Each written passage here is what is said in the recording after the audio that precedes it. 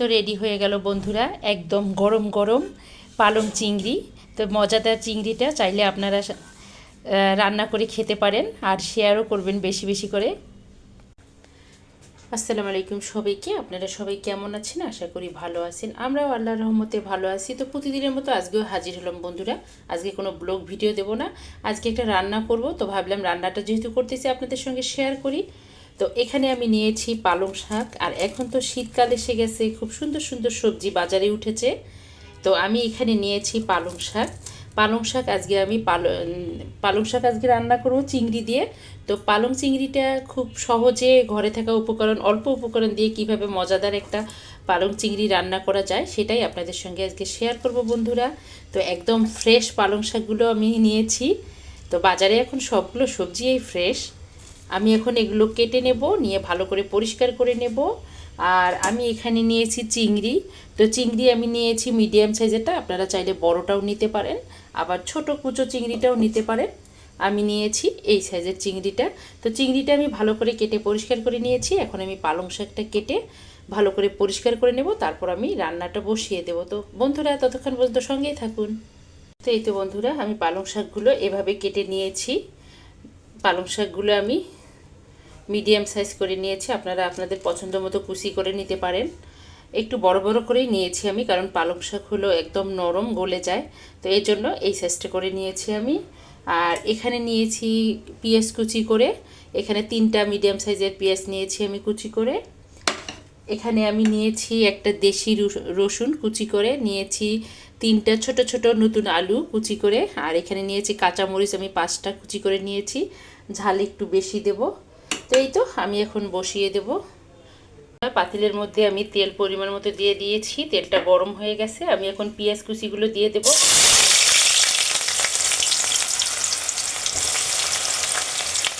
আমি দিয়ে দিচ্ছি রসুন কুচিগুলো, দিয়ে একটু ব্রাউন কালার হয়ে আসলে আমি বাকি মশলাগুলো দিয়ে দেব।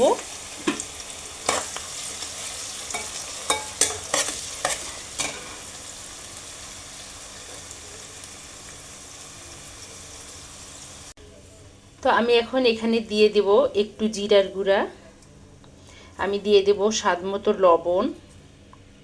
আমি কাঁচামরিচটা যেহেতু বেশি করে দেব, লাল মরিচের গুঁড়াটা একটু দিচ্ছি, হাফ চামচের মতো। আর আমি এখানে দেব ধনিয়া গুঁড়া, আমি দেব হাফ চামচের মতো হলুদ। আমি এখন মশলাটা কষিয়ে নেব, কষিয়ে নিয়ে তারপর আমি আলু আর চিংড়িটা দিয়ে দেব। বন্ধুরা মশলাটা কষানো হয়ে গেছে, আমি এখন চিংড়িগুলো দিয়ে দেব।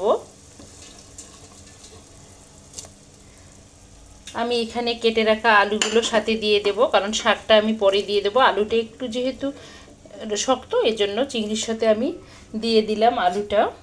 তো এটাকে আমি 10 মিনিটের মতো একটু কষিয়ে নেব। কষিয়ে নেওয়ার পর আমি শাকটা দিয়ে দেব বন্ধুরা। তো এই তো বন্ধুরা, সবগুলো আমি আলু আর চিংড়ি মশলাতে কষিয়ে নিচ্ছি। তো কষানো হয়ে গেলে তারপর আমি দিয়ে দেব পালং শাকটা। আলু চিংড়িটা খুব সুন্দর করে কষিয়ে নিয়েছি, এখন আমি পালং শাকগুলো দিয়ে দেব। গরম তো পালং শাকগুলো আমি দিয়ে দেবো। আর আমি কিন্তু এটায় কোনো পানি অ্যাড করব না, কারণ শাকের মধ্যে প্রচুর পরিমাণ পানি আছে।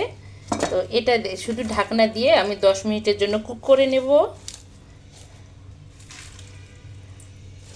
শাক অনেকগুলো দেখাচ্ছে, একটু পরে অল্প হয়ে যাবে। তো এই তো আমি এখন ঢাকনা দিয়ে দেব, ভালো করে লেড়ে দিয়ে। দেখুন আমি কিন্তু পানি দেইনি, পানি কতগুলো পানি ছেড়ে দিয়েছে শাক।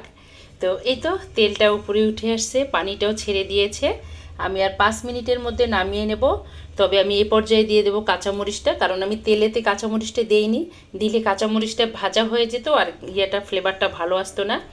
আর একদম শাকের রং সবুজ আছে, মাশাল্লাহ। আমি এখন দিয়ে দেবো এই পর্যায়ে ধনিয়া পাতা কুচি। তো ধনিয়া পাতা কুচি না দিলে আমার মনে হয় যে রান্না অসম্পূর্ণ থেকে যায়। আর ধনিয়া পাতাটা শীতকালে খেতে দারুণ লাগে। তো আমি আর 5 মিনিট পরে এটাকে নামিয়ে নেব, একদম ঘরে থাকা অল্প উপকরণ দিয়ে মজাদার পালং চিংড়ি। তো আমি জানি সবাই খুব সুন্দর সুন্দর রান্না করে, আমার আপুরা দিদিভাইরা। তো আমি যেভাবে সাদামাটা রান্না করি সেটাই আপনাদের সঙ্গে শেয়ার করি। তো ভুল ত্রুটি হলে ক্ষমা দৃষ্টিতে দেখবেন। আর একটু পানি টেনে আসলে আমি এখন এটাকে নামিয়ে নেব। তো এই তো বন্ধুরা, পালং চিংড়িটা হয়ে গেছে, আমি এখন নামিয়ে নেব এটাকে। দারুণ হয়েছে, দারুণ খেতে। আমি একটু ঝোল খেয়ে দেখেছি, দারুণ হয়েছে খেতে। তো এই তো এখন নামিয়ে নেব। তো এই তো বন্ধুরা, রেডি হয়ে গেল শীতকালীন শাক দিয়ে পালং চিংড়ি। তো পালং চিংড়িটা কিন্তু দারুণ হয়েছে বন্ধুরা খেতে। তো আমার এই পালং চিংড়িটা যদি কোনো বন্ধুর কাছে ভালো লেগে থাকে, রান্না করে খেতে পারেন আর কমেন্টে জানাতে পারেন কেমন হয়েছে। আর আমার এই পালং চিংড়িটা আজকে কেমন হয়েছে সে অবশ্যই কমেন্টে জানাবেন। তো শীতকালীন সবজি মানে মজার মজার রেসিপি তৈরি করা যায়। আর আমার এই ভিডিওটা যদি আজকে ভালো লেগে থাকে, আমার চ্যানেলটাকে প্লিজ সাবস্ক্রাইব করবেন, অর্ণাস মমের সঙ্গে থাকবেন, লাইক কমেন্ট শেয়ার করবেন। সকল বন্ধুদের জন্য শুভকামনা, সবাই ভালো থাকবেন, সুস্থ থাকবেন, এই দোয়া করি। আমাদের জন্য দোয়া করবেন, আমরা যেন ভালো থাকি, সুস্থ থাকি। তো আজকে এ পর্যন্ত। আল্লাহ হাফেজ, আসসালামু আলাইকুম।